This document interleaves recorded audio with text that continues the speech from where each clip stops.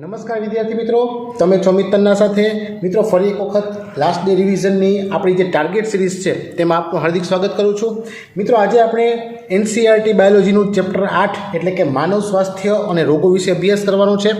તો શરૂઆત કરીએ. મિત્રો ખાસ સમજાવી આપું, છેક સુધી વિડીયોને વ્યવસ્થિત જોજો, કારણ કે દરેકે દરેક મુદ્દાઓને અહીં આવરી લેવામાં આવેલા છે. દરેકે દરેક ટોપિક, દરેકે દરેક સ્પેસિફિક માહિતી કે જે તમારી એમસીક્યુ માટે પણ જરૂરી છે એ બધી જ માહિતી અહીં આપવામાં આવશે. તો ખાસ વ્યવસ્થિત વિડીયો જોઈ અને અભ્યાસ કરી લેજો. શરૂઆત કરીએ તો મિત્રો સૌથી પહેલો મુદ્દો થશે કે સ્વાસ્થ્ય એટલે શું. તો ખાસ યાદ રાખવાનું છે કે શરીર અને મનની તંદુરસ્તી એને સ્વાસ્થ્ય કહીએ છીએ.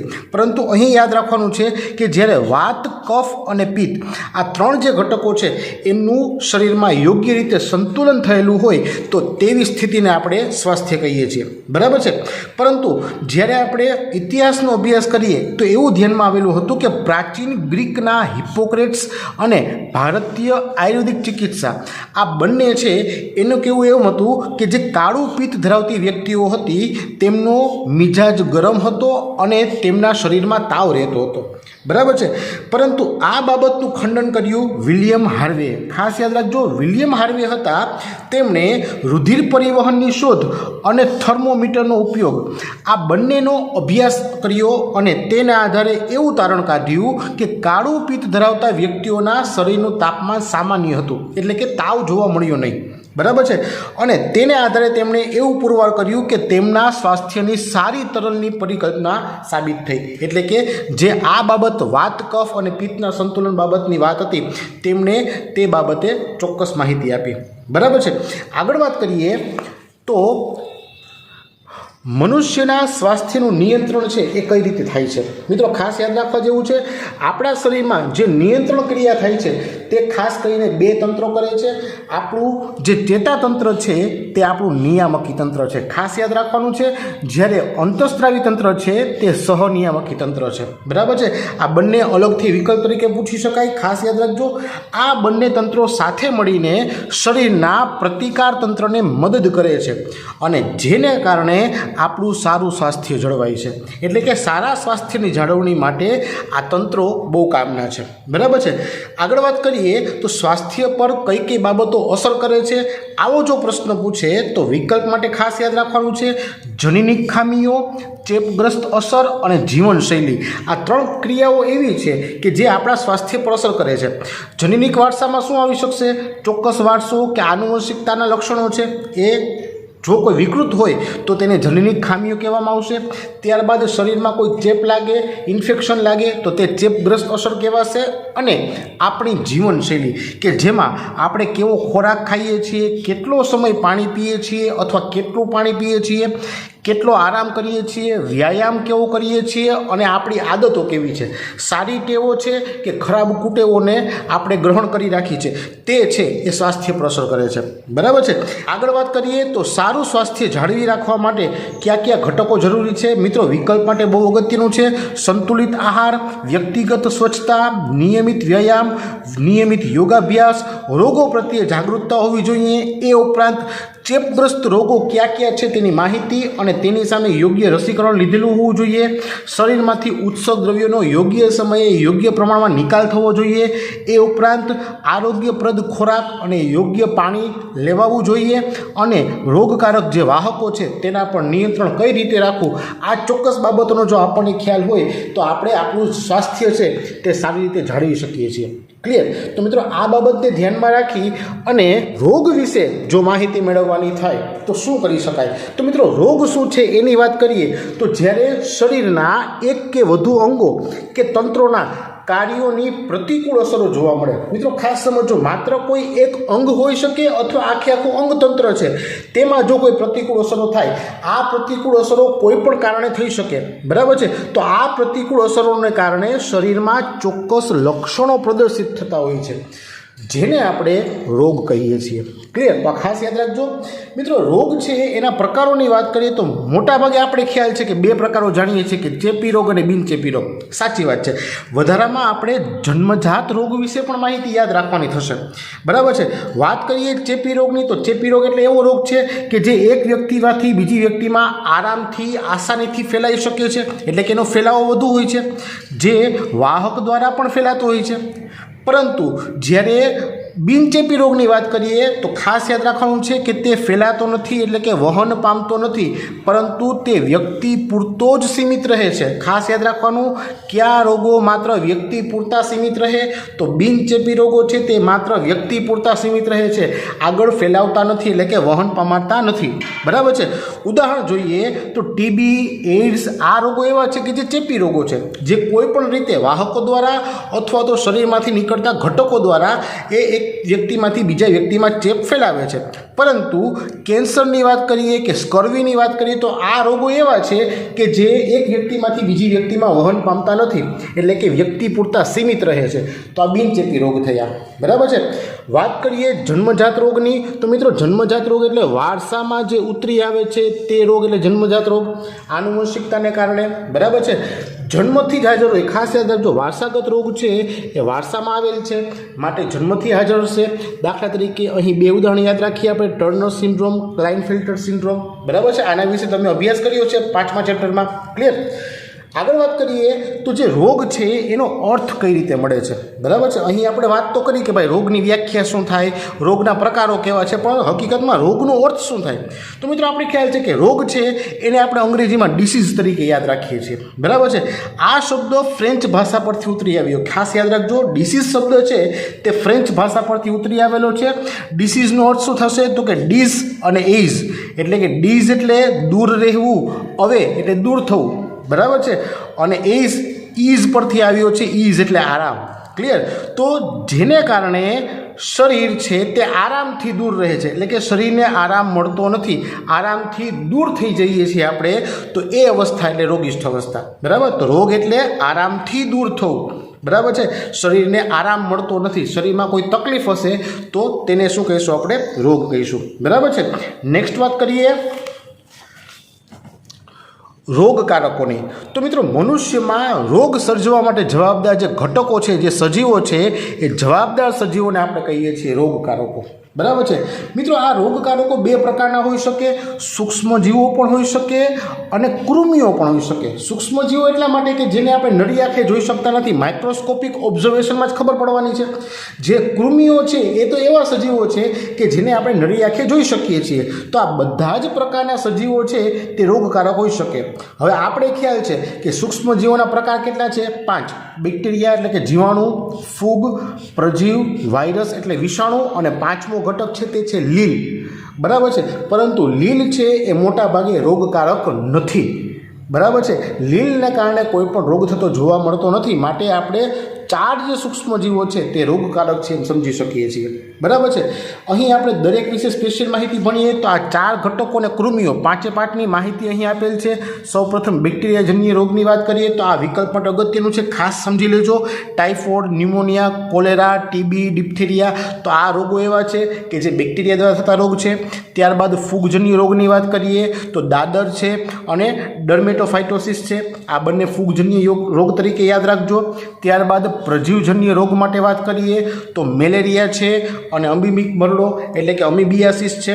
બરાબર. ત્યારબાદ વાયરસજન્ય રોગની વાત કરીએ તો ઘણા બધા છે, શરદી, પોલિયો, ઓરી, અછબડા, હડકવા, અત્યારે કોરોના ચાલે છે. બરાબર છે. તો આ બધું જ જે છે એ વાયરસજન્ય રોગમાં સમાવિષ્ટ કરી શકાય. અને અંતે વાત કરીએ કૃમિજન્ય રોગોની તો એસ્કેરિયાસિસ અને હાથીપગો એટલે કે ફિલારિયાસિસ. બરાબર છે. તો આ મિત્રો વિકલ્પ માટે તમને બહુ કામના છે, ખાસ યાદ રાખી લેજો. આગળ વાત કરીએ તો દરેકે દરેક જે રોગ છે એની ડિટેલ સમજવાની છે. શરૂઆત કરીએ તો સૌપ્રથમ શરૂઆતમાં આવશે ટાઇફોઇડ. મિત્રો અહીં યાદ રાખજો કે અહીં જે મુદ્દાઓ આપેલા છે તે તમારી નીટ, ગુજકેટ અને બોર્ડ એક્ઝામના વિકલ્પો માટે એટલે કે MCQની તૈયારી માટે આપેલા છે.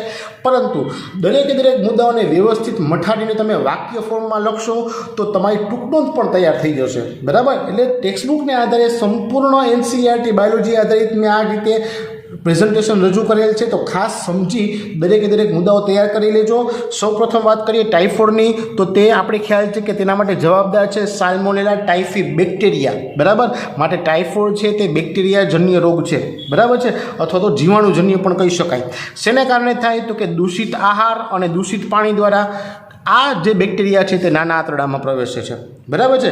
સામાન્ય લક્ષણો આપણે ખ્યાલ છે કે તાવ, નબળાઈ, પેટમાં દુખાવો, કબજિયાત રહે, ભૂખ ન લાગે વગેરે, પરંતુ અહીં તમારે સ્પેસિફિક માહિતી યાદ રાખવાની થાય તો તે છે તેની તીવ્ર સ્થિતિ।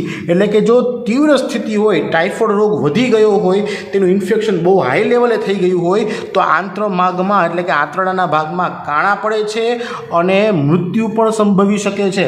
બરાબર છે। તો તીવ્ર સ્થિતિ છે તમારે યાદ રાખવાની થાય, જે વિકલ્પ માટે અગત્યનું છે। મિત્રો આની નિદાન માટેની જે કસોટી છે એ પણ ઘણી વખત પૂછાય છે, તો એ છે વિડાલ ટેસ્ટ। બરાબર છે। દાખલા તરીકે એક ચોક્કસ ઉદાહરણ યાદ રાખવાનું છે ટાઇફોઇડ મેરીનું। મેરી મેલોનની વાત છે કે જે એક રસોઈણ હતી, બરાબર છે, પરંતુ તેને ટાઇફોઇડ હતો તો તેના દ્વારા જે ખોરાક રાંધવામાં આવતો તેને કારણે તે ખોરાક આરોગનાર વ્યક્તિઓ છે તેને ટાઇફોઇડ થતો, માટે મેરી મેલોન પોતે વાહક તરીકે કામ કર્યું, માટે ટાઇફોઇડ મેરી તરીકે ઓળખાયા। બરાબર છે। નેક્સ્ટ વાત કરીએ ન્યુમોનિયાની, તો અહીં ખાસ યાદ રાખવાનું છે કે સ્ટ્રેપ્ટોકોકસ ન્યુમોની અથવા તો હિમોફિલસ ઇન્ફ્લુએન્ઝા આ બે પ્રકારના બેક્ટેરિયા એવા છે કે જે ન્યુમોનિયા કરવા માટે જવાબદાર છે। બરાબર છે। મિત્રો અહીં આને કારણે શ્વસન સંબંધિત સમસ્યાઓ થાય છે, વાયુ કોષ્ઠો સંક્રમિત થાય છે અને વાયુ કોષ્ઠો પ્રવાહીથી ભરાય છે। આ ખાસ યાદ રાખજો, આ બહુ અગત્યનું છે, કારણ કે આ જ એવું લક્ષણ છે કે જેને કારણે એક્સરેમાં તમે નોંધી શકો છો કે ન્યુમોનિયા છે કે નહીં। બરાબર છે। મિત્રો તાવ, ઠંડી, કફ, માથું દુખવું એ તો સામાન્ય લક્ષણો જોવા મળશે, પરંતુ તીવ્ર સ્થિતિની વાત કરીએ તો હોઠ અને આંગળીના નખ છે તે ભૂખરાથી વાદળી રંગના બની જાય છે। આની ખાસિયત સ્પેસિફિક માહિતી યાદ રાખવાની થશે। મિત્રો અહીં ઘણી વખત પ્રશ્ન થતો હોય છે, વિદ્યાર્થીઓ પૂછે છે કે તાવ છે એ શું છે? મિત્રો ખાસ યાદ રાખી લો, તાવ છે એ રોગ નથી, તાવ લક્ષણ છે। ઘણા બધા રોગ છે કે જેમાં તાવ એક લક્ષણ તરીકે ઉભરી આવે છે। સામાન્ય પેટનો દુખાવો હોય કે કોઈ ચોક્કસ પ્રકારનો રોગ હોય તો તાવ જોવા મળે છે। તાવ છે એ તો આપણા બોડીનો રિસ્પોન્સ છે કે શરીરમાં કોઈ ઇન્ફેક્શન થાય, શરીરમાં કોઈ અનિયમિતતા થાય, કોઈ રોગિષ્ઠ અવસ્થા હોય તો શરીર છે પોતે ગરમ થાય છે અને તે તાવ સ્વરૂપે આપણે જોવા મળે છે। તો એક લક્ષણ છે। બરાબર, ખાસ યાદ રાખજો, તાવ રોગ નથી, લક્ષણ છે। વાત કરીએ ન્યુમોનિયામાં આગળ, તો તેનો ફેલાવો છે તે રોગગ્રસ્ત વ્યક્તિની ખાંસી કે છીંક દ્વારા થાય। રોગગ્રસ્તના એરોસોલ્સ, એરોસોલ્સ એટલે શું થશે તો કે હવામાં જ્યારે એના નાકમાંથી નીટ અથવા તો બિંદુઓ ઉડશે તો તે બિંદુઓ દ્વારા કોઈ ગ્રહણ કરે તો તેને રોગ થશે। રોગગ્રસ્તના વાસણો વાપરવાથી પણ રોગ થઈ શકે છે। તો આ ખાસ મુદ્દા યાદ રાખી લેજો, ટાઇફોઇડ, ન્યુમોનિયા। બરાબર છે। નેક્સ્ટ વાત કરીએ શરદીની, તો મિત્રો શરદીને આપણે કોમન કોલ્ડ તરીકે ઓળખીએ છીએ। ખાસ યાદ રાખજો, કોમન કોલ્ડ રીનો વાયરસ દ્વારા થાય છે। નાક અને શ્વસન માર્ગને સંક્રમિત કરે પરંતુ ફેફસાને સંક્રમિત કરતો નથી। આ રોગ ખાસ યાદ રાખજો કે જે નાક અને શ્વસન માર્ગને સંક્રમિત કરે પરંતુ ફેફસાને સંક્રમિત ન કરે। બરાબર, એટલે આ શરદીના લક્ષણમાં યાદ રાખવાનું છે ખાસ। પ્રવાહીનો સ્ત્રાવ થાય, નાક બંધ થાય, ગળું સુકાય, કફ જોવા મળે, માથું દુખે, 3 થી 7 દિવસ સુધી મોટાભાગે લક્ષણો જોવા મળે છે। બરાબર છે। અને ફેલાવો કઈ રીતે થાય તો કે એરોસોલ્સ દ્વારા, ચેપી વ્યક્તિના એરોસોલ્સ દ્વારા ફેલાવો થશે। બરાબર છે। નેક્સ્ટ વાત કરીએ આપણે અમીબિયાસિસ એટલે અમીબિક મરડોની। બરાબર છે। તો મિત્રો અમીબિક મરડો છે પ્રજીવજન્ય રોગ છે। ખાસ યાદ રાખવાનું છે કયો પ્રજીવ તો કે એન્ટામીબા હિસ્ટોલાઇટિકા, સૌને ખબર છે, હમણાં પ્રેક્ટિકલના વિડીયોમાં અભ્યાસ કર્યો જ છે આપણે। બરાબર છે। તો એન્ટામીબા હિસ્ટોલાઇટિકા જે પ્રજીવ છે તેના દ્વારા આ અમીબિક મરડો થાય છે અને જે મોટાભાગે મનુષ્યના મોટા આંતરડામાં રોગ કરે છે। બરાબર છે। તેને કારણે લક્ષણોમાં પેટમાં દુખાવો, કબજિયાત, શ્લેષ્મયુક્ત મળ જોવા મળે। ખાસ યાદ રાખજો। વધુમાં ફેલાવો કઈ રીતે થાય તો ઘરમાખી દ્વારા જે દૂષિત પાણી કે દૂષિત ખોરાક છે એના પર બેસે અને શુદ્ધ ખોરાક પર બેસે અને શુદ્ધ ખોરાકને તે ચેપી બનાવી દે છે અને આ રીતે આપણા શરીરમાં અમીબિક મરડો છે તે થતો હોય છે। ક્લિયર। નેક્સ્ટ વાત કરીએ મેલેરિયાની, તો મિત્રો મેલેરિયા છે એ પણ એક પ્રજીવજન્ય રોગ છે। બરાબર, આપણે ખ્યાલ છે કે પ્લાઝ્મોડિયમ પ્રજીવ દ્વારા થાય છે। અહીં બે વાત યાદ રાખશું, પ્લાઝ્મોડિયમ વાઇવેક્સ અને પ્લાઝ્મોડિયમ ફાલ્સીપેરમ, આ બંને જાત છે તે મેલેરિયા માટે જવાબદાર છે। પરંતુ ખાસ યાદ રાખજો, જો કોઈને પ્લાઝ્મોડિયમ ફાલ્સીપેરમનો ચેપ લાગેલો હોય તો તે ગંભીર કહી શકાય, એટલે કે ઝેરી મેલેરિયા જેને કહીએ છીએ તે ફાલ્સીપેરમના ચેપને કારણે થાય છે અને તે ઘાતક પણ નીવડી શકે। એટલે યોગ્ય સમયે યોગ્ય સારવાર મળી રહે તો આ મેલેરિયાથી બચી શકાય છે, બરાબર છે। એનો ફેલાવો આપણને ખબર છે કે માદા એનોફિલિસ મચ્છર દ્વારા થાય છે, સૌને ખ્યાલ છે, છતાં વિકલ્પ માટે ખાસ યાદ રાખજો। અહીં બાજુમાં આપણે પ્લાઝ્મોડિયમનું જીવનચક્ર ટેક્સ્ટબુકમાં આપેલ છે એને આધારિત યાદ રાખીશું, પરંતુ થોડુંક જુદી રીતે યાદ રાખીશું કે જે પ્લાઝ્મોડિયમનું જીવનચક્ર છે એ બે યજમાનમાં પૂર્ણ થાય છે, એક મનુષ્ય અને બીજું મચ્છર, બરાબર છે। જ્યારે મનુષ્ય છે તેના શરીરમાં મચ્છર દ્વારા સ્પોરોઝોઇડ દાખલ થાય છે, તો આ સ્પોરોઝોઇડ યકૃત કોષોમાં જશે, ત્યારબાદ રક્તકણોમાં જશે અને રક્તકણો ફાટશે ત્યારે તેમાંથી હિમોઝોઇન મુક્ત થાય છે, બરાબર છે। આ સૌને ખ્યાલ છે, આકૃતિમાં પણ તમે સમજી શકો છો, જોઈ શકો છો, બરાબર છે। જ્યારે મચ્છરની વાત કરીએ તો મચ્છરમાં જ્યારે ગેમેટોસાઇટ્સ એટલે કે નર ગેમેટ અને માદા ગેમેટ પ્રવેશે છે ત્યારે તે આગળ વધી અને સ્પોરોઝોઇટમાં ફેરવાય છે અને આ સ્પોરોઝોઇટ મચ્છરની લાળ ગ્રંથિમાં સંગ્રહાય છે, બરાબર છે। જ્યારે મચ્છર મનુષ્યને કરડે ત્યારે તેની લાળ ગ્રંથિમાંથી આ સ્પોરોઝોઇટ છે એ મનુષ્યના શરીરમાં પ્રવેશે છે, બરાબર છે। મિત્રો ઘણી વખત આપણે ધ્યાનમાં આવ્યું છે કે કોઈ જગ્યાએ પાણીનો ભરાવો થયો હોય તો આ રીતે મચ્છરો છે તેનો ઉપદ્રવ થતો હોય છે, તો તેના નિવારણ માટે શું કરી શકાય, ખાસ યાદ રાખજો। તેના નિવારણ માટે ગેમ્બુસિયા માછલી છે એનો ઉપયોગ કરી શકાય છે, જે મચ્છરની જે લાર્વા છે એની ઈયળ છે એને ખોરાક તરીકે લઈ લેશે અને પાણી છે તેમાં મચ્છરનો ઉપદ્રવ અટકાવે છે, બરાબર છે। તો આ સ્પેસિફિક માહિતી યાદ રાખી લેજો। નેક્સ્ટ વાત કરીએ એસ્કેરિયાસિસની, તો મિત્રો એસ્કેરિયાસિસ એટલે કૃમિ રોગ, ખાસ યાદ રાખજો। કરમિયું જવાબદાર છે તેના માટે ગોળ કૃમિ, બરાબર છે। આંતરિક રક્તસ્રાવ થાય, સ્નાયુમાં દુખાવો થાય, એનિમિયા જોવા મળે, તાવ છે, આંતરમાર્ગમાં અવરોધ થાય, આ ચોક્કસ લક્ષણો યાદ રાખવાના। મિત્રો એનો ફેલાવો કઈ રીતે થાય, તો ચેપગ્રસ્તના મળ દ્વારા પરોપજીવીના ઈંડા બહાર આવે છે અને બહાર આવી જે તે પાણી કે ખોરાકને પ્રદૂષિત કરે છે, અને જો મનુષ્ય આવા દૂષિત પાણી કે દૂષિત ખોરાકનો ઉપયોગ કરે તો તેનામાં આ ઈંડા જાય છે અને આ રોગ થાય છે, બરાબર છે। નેક્સ્ટ વાત કરીએ હાથીપગો એટલે કે ફિલારિયાસિસ। મિત્રો ફિલારિયલ કૃમિ છે તેના દ્વારા રોગ થાય છે, એટલે કે આ પણ એક કૃમિજન્ય રોગ છે। અહીં સ્પેસિફિક યાદ રાખશું, વુકેરેરિયા બેન્ક્રોફ્ટી અને વુકેરેરિયા મેલેઈ આ બે જવાબદાર ઘટકો છે કે જે ફાઇલેરિયા કૃમિ કહી શકાય અથવા તો ફિલારિયલ કૃમિ કહી શકાય, હાથીપગા માટે જવાબદાર। મિત્રો આની સ્પેસિફિક માહિતીમાં યાદ રાખીએ કે ભાઈ લસિકા વાહિની છે એમાં શું જોવા આવે છે, બરાબર છે, અને મોટા ભાગે પશ્ચ ઉપાંગમાં આ તકલીફ વધુ જોવા મળે છે। પશ્ચ ઉપાંગ એટલે આપણા પગ થયા, બરાબર છે। પગમાં શું જોવા આવે છે, પગ એકદમ વધારે હાથી જેવો જાડો પગ થઈ જાય છે, માટે આપણે એના હાથી પગો કહીએ, બરાબર છે। મિત્રો આ સોજો છે તે લાંબા સમય સુધી રહી શકે છે, માટે દીર્ઘકાલીન સોજો પણ કહી શકાય, અને ઘણી વખત તો એવું પણ બને છે કે ભાઈ જનનાંગો છે ને એ પણ પ્રભાવિત થઈ છે, બરાબર છે। આનો ફેલાવો કોણ કરે છે, તો માદા ક્યુલેક્સ ફેટિઝન મચ્છર દ્વારા થાય છે, આ પણ વિકલ્પ તરીકે યાદ રાખી લેજો, ક્લિયર। નેક્સ્ટ વાત કરીએ દાદરની, તો મિત્રો દાદર છે તે ફૂગજન્ય રોગ છે, બરાબર છે। ઉદાહરણ જોઈએ કઈ કઈ ફૂગ દ્વારા થાય, તો માઇક્રોસ્પોરમ, ટ્રાઇકોફાઇટોન, એપિડર્મોફાઇટોન, તો આ ત્રણે નામ તમે યાદ રાખી લેજો, તેના દ્વારા આ રોગ થાય છે। ખાસ કરીને ત્વચા, નખ અને શિરોત્વચા એટલે સ્કાલ્પ, બરાબર છે, તેમાં શુષ્કતા આવે, ત્યાં ઉઝરડા પડે અથવા તીવ્ર ખંજવાળ આવે, આ લક્ષણો થયા।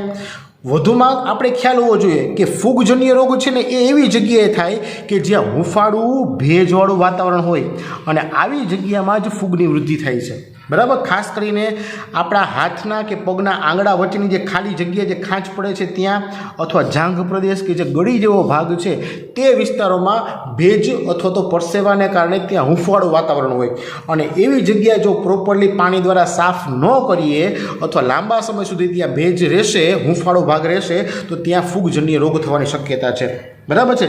અને આવો ફેલાવો ચેપગ્રસ્ત વ્યક્તિના કપડાં છે કે માથામાં જે દાંતીઓ વાપરી છે, કાંસકા છે, તેના ઉપયોગ વડે થતો હોય છે, ક્લિયર। વધુમાં બે રોગની સિમ્પલ માહિતી યાદ રાખવાની કે ભાઈ ડેન્ગ્યુ અને ચિકનગુનિયા છે તેનો ફેલાવો કોના દ્વારા થાય, તો એડિસ મચ્છર દ્વારા, યાદ રાખજો, બરાબર છે। તો આ સ્પેસિફિક માહિતી વૈકલ્પિક પ્રશ્નો માટે તૈયાર કરવાની થાય। આગળ વાત કરીએ એઇડ્સની, તો મિત્રો એઇડ્સ છે એ વાયરસજન્ય રોગ છે, આપણે સૌને ખ્યાલ છે એઇડ્સ HIV કારણે થાય છે, વાયરસજન્ય રોગ છે। મિત્રો અહીં ખાસ યાદ રાખવાનું છે કે આપણને એઇડ્સ અને HIVના બંનેના ફૂલ ફોર્મ આવડવા જોઈએ। એઇડ્સ એનો અર્થ થશે એક્વાયર્ડ ઇમ્યુનો ડેફિશિયન્સી સિન્ડ્રોમ, બરાબર, ખાસ યાદ રાખજો, એક્વાયર્ડ એટલે પ્રાપ્ત કરેલું, મેળવેલું, બરાબર છે। ઇમ્યુનો ડેફિશિયન્સી, ઇમ્યુનો એટલે ઇમ્યુનિટી, આપણું પ્રતિકાર ક્ષમતા છે તે, ડેફિશિયન્સી એટલે ખામી, અને સિન્ડ્રોમ એટલે રોગ. તો એવો રોગ કે જેમાં આપણે એવું મેળવીએ છીએ કે જેને કારણે આપણી જે પ્રતિકાર તંત્ર છે તેમાં ખામી સર્જાય છે. બરાબર છે. કોને કારણે? તો કે HIV કારણે. તો HIV શું છે? તો કે હ્યુમન ઇમ્યુનોડેફિશિયન્સી વાયરસ, મનુષ્યમાં પ્રતિકાર તંત્રની ખામી સર્જતો વાયરસ. બરાબર છે. મનુષ્યમાં પ્રતિકાર તંત્રમાં ખામી સર્જે છે. તો આ વાયરસ છે કયા પ્રકારનો છે? યાદ રાખવાનું, રિટ્રો વાયરસ છે. એને આપણે RNA વાયરસ પણ કહી શકીએ, કારણ કે એનામાં જનીનદ્રવ્ય તરીકે RNA હોય છે. તો આ બધા જ વિકલ્પો થયા. ક્લિયર મિત્રો? આ રોગ છે તે જન્મજાત નથી. યાદ રાખજો, તે ઉપાર્જિત છે. ઉપાર્જિત એટલે શું? કોઈનામાંથી જ્યારે મેળવવામાં આવે, શરીરમાં જ્યારે જીવ આવે, એટલે કે જ્યારે વ્યક્તિ છે તે જન્મે છે, જન્મા પછી જ્યાં સુધી મૃત્યુ ન પામે ત્યાં સુધી આખી લાઈફ ટાઈમ દરમિયાન ક્યારેય પણ કાંઈ પણ વસ્તુ મેળવે તો તેને ઉપાર્જન કર્યું કહેવાય. બરાબર છે. ઉપાર્જન કરવું એટલે મેળવવું, પ્રાપ્ત કરવું. તો આ રોગ ઉપાર્જિત છે, કોઈના દ્વારા મેળવેલો છે, જન્મજાત નથી. હા, એકવાર એવું બની શકે કે જો માતા છે તે રોગિષ્ટ હોય તો તેના ગર્ભસ્થ શિશુને આ રોગ ટ્રાન્સફર આપી શકે છે. બરાબર છે. વાત કરીએ આ ઉદ્ભવની, તો સૌ પ્રથમ USA 1981 જોવા મળ્યો હતો અને વિશ્વમાં 25 મિલિયનથી વધુ લોકોનું મૃત્યુ થઈ ચૂક્યું છે. બરાબર છે. ભારતમાં સૌ પ્રથમ ચેન્નાઈમાં 1886 જોવા મળેલો હતો. મિત્રો, આ રોગના ફેલાવાની વાત કરીએ તો ખાસ યાદ રાખવાનું છે કે ભૌતિક સંપર્કથી ફેલાતો નથી. આ વિકલ્પ ખાસ યાદ રાખજો. ભૌતિક સંપર્ક એટલે શું? કોઈ સાથે હાથ મિલાવીએ અથવા કોઈની બાજુમાં બેસીએ કે આલિંગન કરીએ તો આ રોગ છે એ ભૌતિક સંપર્કથી ફેલાતો નથી. માત્ર કઈ રીતે ફેલાય છે? ખાસ યાદ રાખવાનું છે, ચેપી વ્યક્તિ સાથે જાતીય સંબંધ હોય તો, ચેપી રુધિર અથવા રુધિરની નિપજનો ઉપયોગ કરવામાં આવે તો. મિત્રો, પ્રશ્ન થાય કે રુધિરની નિપજ એટલે શું? મિત્રો, બ્લડ એટલે હોલ બ્લડ થયું. બરાબર? રુધિર એટલે હોલ બ્લડ. પરંતુ રુધિરની નિપજ એટલે શું? તો કે રુધિરમાં જે ઘટકો છે એને અલગ અલગ બાયફર્ગેટ કરી અને એનો ઉપયોગ કરવામાં. દાખલા તરીકે કોઈને માત્ર RBCની જરૂર હોય તો માત્ર RBC ચડાવવામાં આવે, કોઈકને માત્ર પ્લેટલેટ્સની જરૂર હશે તો માત્ર પ્લેટલેટ ચડાવવામાં આવે, કોઈને રુધિર રસની અથવા WBCની જરૂર હોય તો આ દરેક ઘટકો છે એ રુધિરની નિપજો થયા. બરાબર છે. તો રુધિર અથવા રુધિરની નિપજનો ઉપયોગ કરવામાં આવે પણ કોના? ચેપી વ્યક્તિના તો થાય. વધુમાં ચેપી વ્યક્તિમાં વપરાયેલી સિરિંજ કે સોયનો ઉપયોગ કરવામાં આવે. ચેપી માતા દ્વારા ગર્ભસ્થ શિશુને પ્રાપ્ત થાય અને ચેપી માતા દ્વારા શિશુને સ્તનપાન કરાવવાથી પણ દાખલ થઈ છે. બરાબર છે. તો ફેલાવો આ રીતે થઈ શકે. ખાસ યાદ રાખજો. મિત્રો, બીજી વસ્તુ યાદ રાખવાની છે, વિન્ડો પીરિયડ. આ ખાસ સમજો. વિન્ડો પીરિયડ એટલે એવો સમયગાળો છે કે જ્યારે કોઈ વ્યક્તિને HIV ચેપ લાગે પરંતુ લક્ષણો તરત દેખાતા નથી. HIV ચેપ લાગે અને લક્ષણો દેખાય તેની વચ્ચેનો સમયગાળો એટલે વિન્ડો પીરિયડ. બરાબર છે. દાખલા તરીકે કોઈ વ્યક્તિને આજના દિવસે HIV ચેપ લાગે છે તો તરત તેને બીજા દિવસથી લક્ષણો જોવા મળશે નહીં. ફોર એક્ઝામ્પલ, શરદીમાં કેમ થાય છે કે દાખલા તરીકે ઇન્ફેક્શન થયું અને તરત છીંક આવવાની શરૂઆત થઈ, આંખમાં પાણી આવી જાય તો ત્યાં લક્ષણો ફટાફટ તરત દેખાવા મળશે વિધિન 2 hours. બરાબર છે. પરંતુ જ્યારે કોઈને HIV ચેપ લાગે છે તો તેના લક્ષણો તરત દેખાતા નથી. આ લક્ષણો દેખાતા અમુક મહિનાઓ લાગે અથવા કેટલાક વર્ષો સુધી પણ લક્ષણો દેખાતા નથી અને આશરે 5 થી 10 વર્ષ સુધીનો સમયગાળો પણ નીકળી જાય છતાં પણ લક્ષણો ન દેખાય તો એ સમયગાળાને કહીશું આપણે વિન્ડો પીરિયડ. તો આ ખાસ યાદ રાખી લેજો. વિન્ડો પીરિયડ એટલે ચેપ લાગવો અને લક્ષણો દેખાવા તેની વચ્ચેનો સમયગાળો. ક્લિયર? ઓકે, આગળ વાત કરીએ તો HIVની ક્રિયાવિધિની. મિત્રો, HIVની ક્રિયાવિધિ આપણે ખ્યાલ છે કે તે રિટ્રો વાયરસ થાય છે. બરાબર છે. એ પ્રકારનો વાયરસ છે. તેનું સ્વયંજનન આપણને ખ્યાલ છે, ઇમેજમાં પણ જોયું છે આપણે. રિવર્સ ટ્રાન્સક્રિપ્શન પ્રક્રિયા દ્વારા આ પ્રોસેસ થાય છે. ખાસ યાદ રાખજો, રિવર્સ ટ્રાન્સક્રિપ્શન પ્રોસેસ છે. બરાબર છે. અને ટેક્સ્ટ બુકમાં આપણે જે રેખાકૃતિ છે એને જ યાદ રાખીશું અને એ રેખાકૃતિ આપણે સમજાવે છે કે રિટ્રો વાયરસનું સ્વયંજનન કઈ રીતે થાય છે. તમે અભ્યાસ પણ સ્કૂલમાં કર્યો જ હશે. બરાબર છે. તો આ ક્રિયાવિધિ છે તેને કારણે HIV જે છે એ ઇન્ફેક્શન કરે છે. એટલે કે સૌપ્રથમ તેનું જે RNA છે તેનું રિવર્સ ટ્રાન્સક્રિપ્શન કરવાથી તે DNAમાં ફેરવાશે અને DNA છે ત્યારબાદ પોતે નવા વાયરસનું સર્જન કરે છે. બરાબર છે. તો ટ્રાન્સક્રિપ્શન પ્રોસેસ ઊંધી થઈ એટલે રિવર્સ ટ્રાન્સક્રિપ્શન. DNAમાં ડીએનએમાંથી આરએનએ બને તો ટ્રાન્સક્રિપ્શન, પરંતુ અહીં શું થયું, આરએનએમાંથી ડીએનએ બને છે, એટલે ટ્રાન્સક્રિપ્શન પ્રક્રિયા રિવર્સ થઈ, માટે રિવર્સ ટ્રાન્સક્રિપ્શન. આ યાદ રાખજો, બરાબર છે મિત્રો. એઇડ્સનું નિદાન અને ઉપચાર કરવાની પદ્ધતિની વાત કરીએ તો નિદાન છે એના માટે ટેસ્ટ છે અલાઇઝા ટેસ્ટ. યાદ રાખજો, ELISA, અલાઇઝા એટલે એન્ઝાઇમ લિંક્ડ ઇમ્યુનો સોર્બન્ટ એસે. આ ફૂલ ફોર્મ ખાસ યાદ રાખી લેજો, વિકલ્પમાં ઘણી વખત પૂછાઈ ગયેલું છે. અને ઉપચારની વાત કરીએ તો એન્ટી રિટ્રોવાયરસ દવાઓ આપવી પડે, બરાબર છે, પરંતુ યાદ રાખવાનું એઇડ્સ છે એ રોગ કોઈ દિવસ મટતો નથી, બરાબર છે. આ રોગ એ પ્રકારનો રોગ છે કે જે સાવધાની રાખવાથી બચી શકાય છે. એટલે અટકાવવાના ઉપાયોમાં વાત કરીએ તો સાવધાની જ સર્વશ્રેષ્ઠ કહી શકાય, બરાબર છે. ચેપ લાગતો અટકાવીએ, સાવધાન રહીએ તો ચેપ લાગતો બચાવી શકાય છે. તો આ સર્વશ્રેષ્ઠ ઉપાય થયો. ખબર છે આપણને કે તે મટાડી શકાતો નથી, મૃત્યુની તો પૂર્ણ શક્યતા છે જ, પરંતુ ચેપ લાગ્યા પછી 15-20 વર્ષો સુધી પણ જીવી શકાય છે. કારણ કે એક તો વિન્ડો પીરિયડ છે, અને બીજું જ્યારે એના લક્ષણો દેખાય તો તે લક્ષણોની સારવાર કરતા જઈએ તો તેને કારણે શરીર છે તે ટઈકું રહે છે અને આપણે મૃત્યુને થોડું દૂર ઠેલવી શકીએ છીએ. પરંતુ મૃત્યુ છે એ પૂર્ણ રીતે આવે તો છે જ, બરાબર છે. ત્યારબાદ ચેપગ્રસ્ત સાથેનો જાતીય સંબંધ પણ ટાળી શકાય. ચેપગ્રસ્તના રુધિર કે સિરીંજ ન વાપરીએ. તો આ બધી સાવધાનીઓ છે કે જેને કારણે એઇડ્સથી બચી શકાય છે. મિત્રો ઘણી બધી સંસ્થાઓ એવી છે કે જે એઇડ્સના નિયંત્રણ પર કાર્ય કરે છે. આપણે ખ્યાલ છે WHO, NACO અને NGO. WHO ખ્યાલ છે world health organisation, full form યાદ રાખવાનું છે. ત્યારબાદ NACO આપણે ખ્યાલ છે નેશનલ એઇડ્સ કંટ્રોલ ઓર્ગેનાઇઝેશન. અને NGO ઘણી બધી એવી સંસ્થાઓ છે કે જે ગવર્મેન્ટ ચલાવતી નથી, એટલે નોન ગવર્મેન્ટલ ઓર્ગેનાઇઝેશન્સ છે, બરાબર છે. આ બધી સંસ્થાઓ છે એ એઇડ્સને નિયંત્રણમાં લાવવા માટે અથવા તો એનો ફેલાવો અટકાવવા માટે કાર્યો કરે છે, અથવા તો કોઈ એવા નાટકો ભજવે છે કે જેને કારણે એઇડ્સ છે તેનું નિવારણ કરી શકાય અથવા તો કંટ્રોલમાં લાવી શકાય કે ફેલાતો અટકાવી શકાય, બરાબર છે. આગળ વાત કરીએ કેન્સરની. તો મિત્રો કેન્સર છે તે કોષનું અનિયંત્રિત કોષ વિભાજન દર્શાવે છે. ખાસ યાદ રાખજો, કેન્સરની સાવ સરળ વ્યાખ્યા કહી શકીએ તો તે કોષનું અનિયંત્રિત કોષ વિભાજન છે. એટલે કે આપણા શરીરમાં કોષ છે એ વિભાજન તો પામતા જ હોય છે, પરંતુ જ્યારે એનું નિયંત્રણ હટી જાય, એટલે કે વિભાજન પામે જ રાખે, અટકતા નથી, તો અનિયંત્રિત કોષ વિભાજન કહેવાશે. અને તેને કારણે ચોક્કસ જગ્યામાં કોષનો જથ્થો જામી જાય તો તેને કહીશું ગાંઠ, બરાબર છે. કેન્સરની ગાંઠ બે પ્રકારની હોય, સાધ્ય ગાંઠ અને અસાધ્ય ગાંઠ, બરાબર. અસાધ્ય ગાંઠને નિયોપ્લાસ્ટિક ગાંઠ તરીકે પણ ઓળખવામાં આવે. યાદ રાખજો, સાધ્ય ગાંઠ છે એ એવી ગાંઠ છે કે જે મૂળ સ્થાને સીમિત છે, એટલે કે જે જગ્યાનું જે અંગનું કેન્સર છે ત્યાં જ એ ગાંઠ સીમિત થઈને રહેલી છે. તેના કોષો ત્યાં ને ત્યાં છે, ક્યાંય આડાઅવડા જતા નથી, શરીરમાં ફેલાતા નથી. પરંતુ અસાધ્ય ગાંઠના કોષો એવા છે કે જે બ્લડમાં ભળી અને શરીરમાં બીજી જગ્યાએ, બીજા સ્થાને, બીજા અંગમાં જાય છે અને તે અંગમાં એ રોગ ફેલાવે છે, એટલે કે તે અંગના કોષોને કેન્સર કરે છે, બરાબર છે. તો જ્યારે કેન્સરની ગાંઠ એક જગ્યા પૂરતી સીમિત ન રહેતા આગળ વધી અને શરીરના બીજા અંગોને પણ કેન્સરગ્રસ્ત કરે છે તો તે અસાધ્ય ગાંઠ કહેવાશે. શરીરમાં એનો ફેલાવો થયો કહેવાશે, એટલે રોગ વ્યાપ્તિ થઈ. ક્લિયર? તો આ શબ્દ ખાસ યાદ રાખજો. રોગ વ્યાપ્તિ એટલે શું? તો કે શરીરમાં કેન્સરના કોષો છે એક સ્થાને સીમિત ન રહેતા અન્ય અંગમાં પણ ફેલાય છે અને અન્ય અંગને કેન્સરગ્રસ્ત કરે છે, બરાબર છે. આનું કારણ શું? તો મિત્રો સામાન્ય કોષ આપણા જે છે ને એ બધા સંપર્ક નિષેધ હોય, બરાબર છે, પરંતુ કેન્સર કોષો છે એ આ ગુણધર્મ ગુમાવી દે. સંપર્ક નિષેધ એટલે શું? તો કે સંપર્ક નિષેધ એટલે બીજા કોઈ કોષ સાથે સંપર્ક રાખતા નથી, બરાબર છે, જેને કારણે તેનું વિભાજન છે તે નિયંત્રિત થયેલું હોય છે. જ્યારે અહીં છે તે અનિયંત્રિત કોષ વિભાજન થાય છે અને જેને કારણે ગાંઠ નિર્માણ થાય છે, બરાબર છે.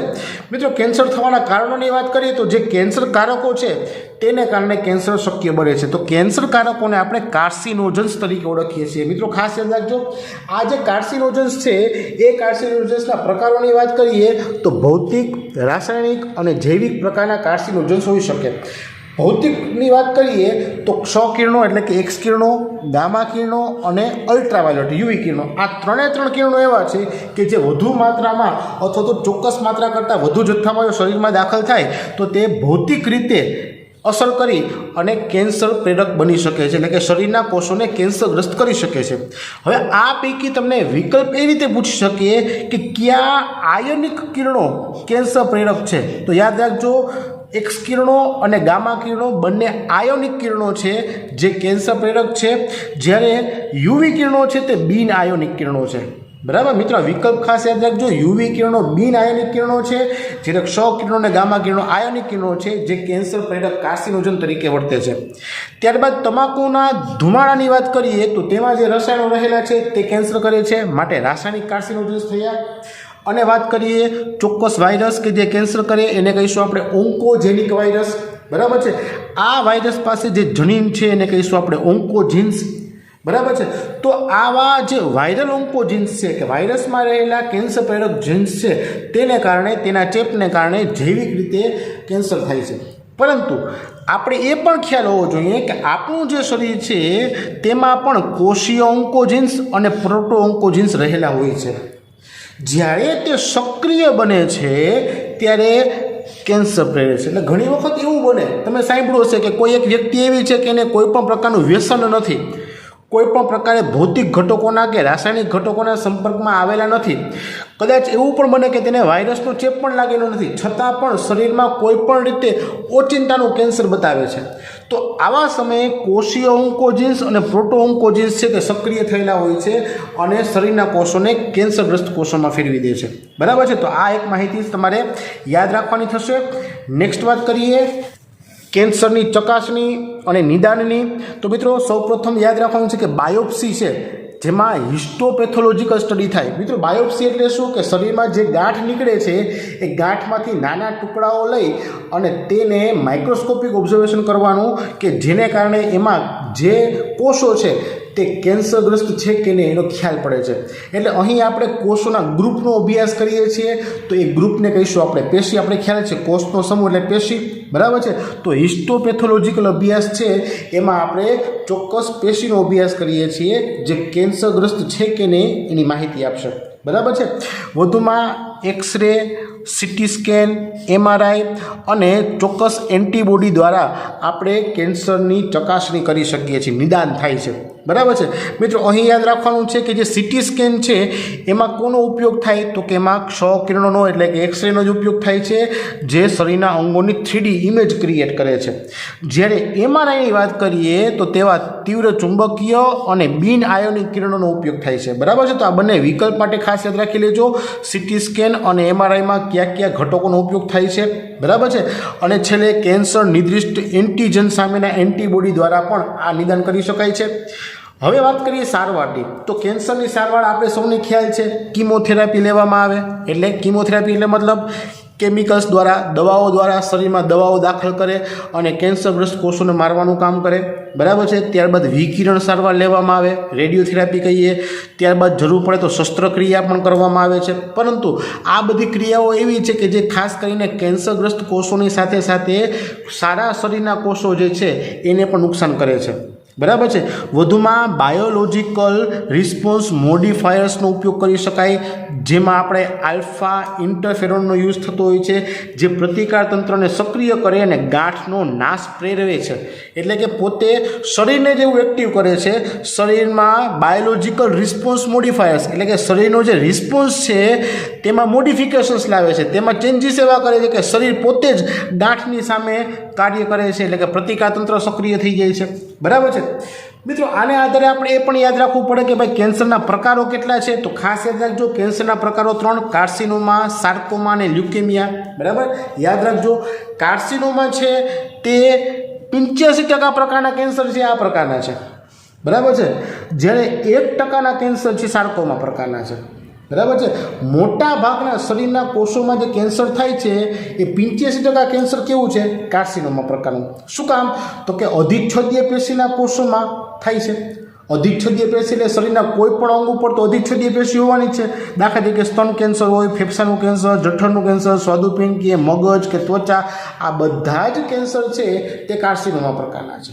પરંતુ જ્યારે સાર્કોમાની વાત કરીએ ત્યારે યાદ રાખવાનું છે કે શરીરના મધ્ય ગર્ભસ્તરમાંથી જે પેશી બને છે, જે પેશી નિર્માણ પામેલી છે અને તેનું જો કેન્સર થાય તો તેને કહીશું સાર્કોમા. અને તે કેટલું પ્રમાણ છે? આશરે 1% જેટલું, બરાબર છે. દાખલા તરીકે સ્નાયુ પેશી, લસિકા પેશી, બરાબર છે, તેના કેન્સરને કહીશું આપણે સાર્કોમા. જ્યારે લ્યુકેમિયાની વાત આવે તો સૌને ખ્યાલ છે કે બ્લડ કેન્સર એટલે કે રુધિરનું જે કેન્સર છે એને કહીશું લ્યુકેમિયા.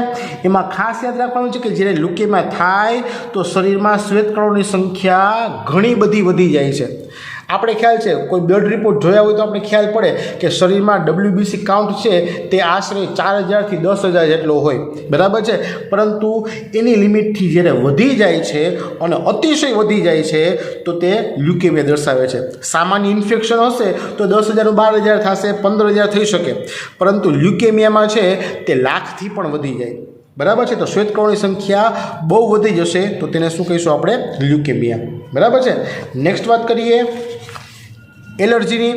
તો મિત્રો એલર્જી છે આપણે ખ્યાલ છે કે પર્યાવરણના કેટલાક ચોક્કસ એન્ટીજન પ્રત્યે આપણો શરીર વધુ પડતો પ્રતિચાર દર્શાવે. પ્રતિચાર તો આપે છે કે દાખલા તરીકે આંખમાં કોઈ ધૂળના રજકણ પડશે તો આંખમાંથી આંસુ આવશે, બરાબર. નાકમાં કોઈ બહારનું દ્રવ્ય જશે તો નાક છે તે છીંક દ્વારા રિસ્પોન્સ આપે છે. પરંતુ આ રિસ્પોન્સ કેવા છે? નાના અમથા રિસ્પોન્સ છે. પરંતુ જ્યારે શરીર વધુ પડતો એકદમ સંપૂર્ણ જોર સાથે, સંપૂર્ણ તાકાત સાથે રિસ્પોન્સ આપે છે, આ વધુ પડતો જે પ્રતિચાર છે એ શું છે? એલર્જી. કારણ કે શરીરમાં જ્યારે આવા એલર્જી પ્રેરતા ઘટકો એટલે કે એલર્જન્સ દાખલ થાય છે ત્યારે આ પ્રકારનો રિસ્પોન્સ વધી જાય છે. મિત્રો એલર્જી પ્રેરતા ઘટકો જે એલર્જન્સ છે તેના અમુક ઉદાહરણો જોઈ લઈએ તો ધૂળ, પરાગરજ, એન્ટીબાયોટિક્સ છે, પ્રાણીઓનો ખોળો છે, ફળ, શાકભાજી, દૂધ, દહીં, આ બધા જ છે એમાંથી કોઈ પણ છે તે એલર્જન્સ તરીકે વર્તી શકે, બરાબર. અને શરીરની તાસીર ઉપર આધાર રાખે કયા વ્યક્તિ માટે કયું એલર્જન છે એ નક્કી ન કરી શકાય, બરાબર છે. વધુમાં એલર્જી માટે જવાબદાર કોષની વાત કરીએ તો યાદ રાખજો માસ્ટ કોષો અને બેઝોફિલ્સ છે. ત્યારબાદ એલર્જી માટે જવાબદાર એન્ટીબોડીની વાત કરીએ તો સૌને ખ્યાલ છે IgE. ધેન આફ્ટર એલર્જી માટે જવાબદાર રસાયણની વાત કરીએ તો માસ્ટ કોષોમાંથી ઉત્પન્ન થાય તે હિસ્ટેમાઇન અને સેરોટોનિન, બરાબર છે. એલર્જી થાય તો કઈ દવા આપી શકાય? તો કે એન્ટી હિસ્ટેમાઇન આપી શકાય, એડ્રીનાલિન અને સ્ટીરોઇડ પણ આપી શકાય, બરાબર છે. તો આખો એલર્જીનો પ્રશ્ન તમારે તૈયાર થઈ જાય અને વિકલ્પો પણ તૈયાર થઈ ગયા, બરાબર છે. આવો જ એક બહુ નાનો પોઈન્ટ છે સ્વપ્રતિકારકતા એટલે કે ઓટો ઇમ્યુનિટી, બરાબર છે. શરીરની પોતાની ઇમ્યુનિટી એવી છે કે જે શરીરના કોષ ઉપર જ હુમલો કરે, એટલે કે શરીરનું પ્રતિકાર તંત્ર શરીરના પોતાના કોષ પર હુમલો કરે તો સ્વપ્રતિકારકતા કહેવાશે, ઓટો ઇમ્યુનિટી કહેવાશે. દાખલા તરીકે સંધિવા છે, મલ્ટિપલ સ્ક્લેરોસિસ છે, તો આ એના ઉદાહરણ છે, બરાબર છે. આ યાદ રાખજો. આગળ વાત કરીએ, બહુ અગત્યનો ટોપિક છે રોગ પ્રતિકારકતા, બરાબર છે. તો મિત્રો રોગ પ્રતિકારકતા આપણે ખ્યાલ છે રોગ સામે આપણા શરીરની લડવાની ક્ષમતા, તો એને કહીશું રોગ પ્રતિકારકતા. મિત્રો આ રોગ પ્રતિકારકતા છે તે જન્મજાત પણ હોઈ શકે અને ઉપાર્જિત પણ હોઈ શકે. જન્મજાત આપણે ખ્યાલ છે, હમણાં જ વાત કરી કે જન્મ સમયે સાથે આવે છે તો એ જન્મજાત થઈ, પરંતુ જન્મ સમયે સાથે ન આવે, જન્મ પછી મૃત્યુ સુધી આખી લાઈફ ટાઈમ દરમિયાન જ્યારે મેળવવામાં આવે તો એ ઉપાર્જિત થયું. ઓકે, હવે મિત્રો આ ઉપાર્જિત પ્રતિકારકતા છે એ પ્રતિચાર બે રીતે આપી શકે, પ્રાથમિક અને દ્વિતીયક. પ્રાથમિક પ્રતિચાર હંમેશા ધીમો હોય અને તીવ્રતા ઓછી હોય. જે દ્વિતીય પ્રતિચાર છે ને એ ઝડપી હોય અને તીવ્રતા વધુ હોય. ખાસ યાદ રાખજો, આ ઓછી તીવ્રતાવાળો, આ ઝડપી તીવ્રતાવાળો, કારણ કે સ્મૃતિ આધારિત છે. સ્મૃતિ આધારિત એટલે શું છે? તો કે જ્યારે એક વખત ચેપ લાગી જાય, બીજી વખત સેમ બેક્ટેરિયા કે સેમ વાયરસનો ફરીથી ચેપ લાગે તો આપણા શરીરમાં ઓલરેડી એન્ટીબોડી તૈયાર હોય. એટલે બીજો પ્રતિચાર હંમેશા કેવો હોય? ઝડપી હોય, બરાબર છે. અને એકદમ સ્પીડમાં વધુ ઝડપ સાથે અને વધુ તાકાત સાથે પ્રતિચાર આપે છે. માટે દ્વિતીય પ્રતિચાર ઝડપી અને તેની તીવ્રતા પણ વધુ હોય, બરાબર છે. બંને સમજતા જઈએ. સૌપ્રથમ જન્મજાત પ્રતિકારકતા, તો જન્મ સમયે વારસામાં પ્રાપ્ત થાય, બિનચોક્કસ છે, નોન સ્પેસિફિક છે. જ્યારે ઉપાર્જિત પ્રતિકારકતા જન્મ બાદ જીવન દરમિયાન વિકાસ પામે અને સ્મૃતિ આધારિત છે, સ્પેસિફિક, ચોક્કસ છે. જે બેક્ટેરિયા કે વાયરસ આવે એની સામે જ લડશે, એને સામે જ મારશે, એને જ મારશે, તો ચોક્કસ થયું.